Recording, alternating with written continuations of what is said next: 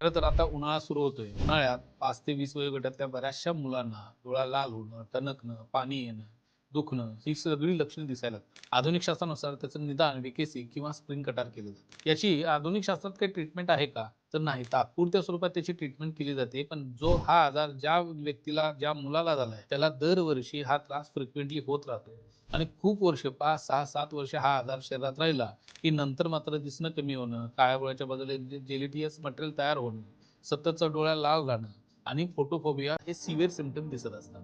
आधुनिक शास्त्रानुसार त्याची ट्रीटमेंट तात्पुरत्या स्वरूपात जरी होत असेल, तर आयुर्वेदानुसार मात्र त्याची ट्रीटमेंट खूप चांगल्या पद्धतीने केली जाते.